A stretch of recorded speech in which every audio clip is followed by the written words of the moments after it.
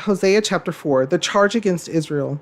Hear the word of the Lord, you Israelites, because the Lord has a charge to bring against you who live in the land. There is no faithfulness, no love, no acknowledgement of God in the land. There is only cursing, lying, and murder, stealing and adultery. They break all bonds, and bloodshed follows bloodshed. Because of this, the land mourns, and all who live in it waste away.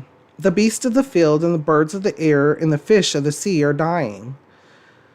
But let no man bring a charge, let no man accuse another. For your people are like those who bring charges against a priest.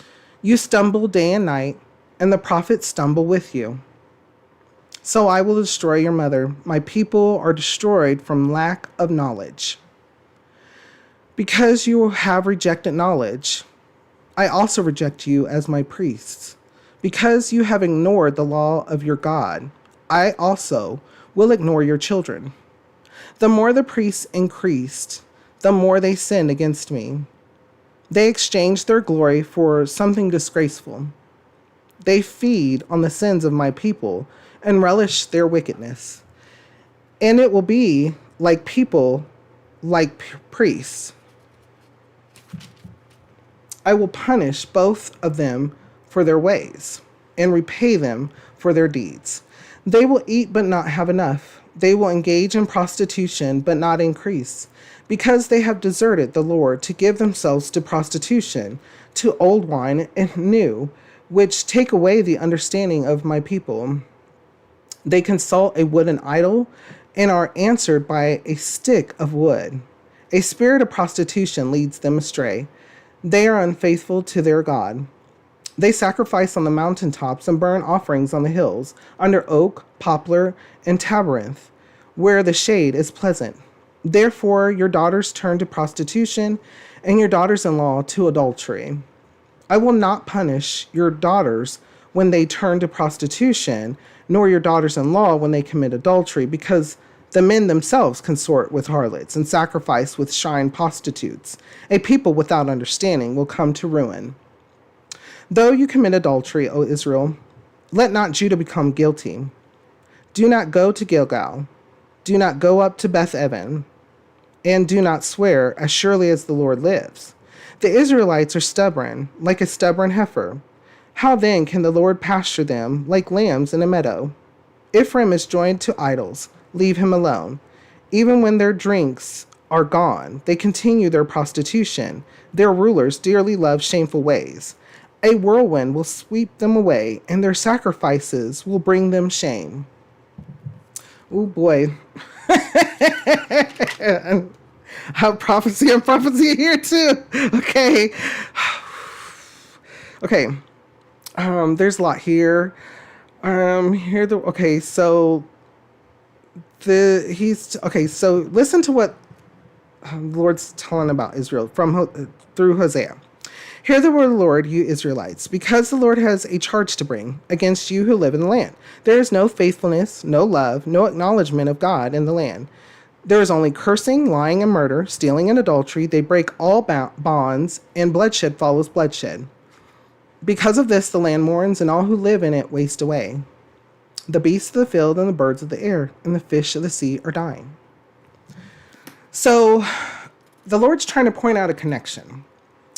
So when when people were worshiping him, there was many blessings, there was plenty of food, there was protection on all sides.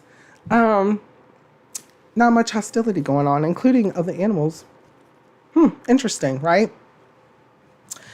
But when they turned to follow their own heart's desire, which was the wickedness, they ended up making things worse for them, making them things bad for themselves. And then when things were bad, they were like, because bad had become good, they were like, let's do more bad because that helps us. And it became that. It became like something that when the going gets tough, they were like, okay, well, I don't care about anybody else except for me and my family.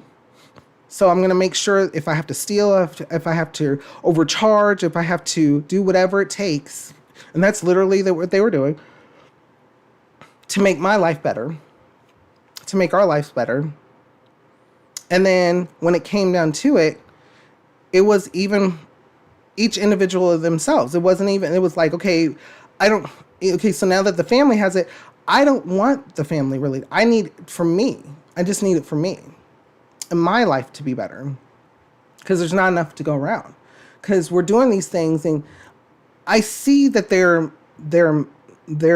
making things decrease. Like overall, the greediness is making things decrease for the rest of the people, including my immediate family. But that's okay, because as long as I'm protected, as long as I have the food, as long as I have the economy, I'm good. Everybody else can just, they should have done what I did, right? But then if they did, it wouldn't be a survival of the fittest, right? Sound familiar?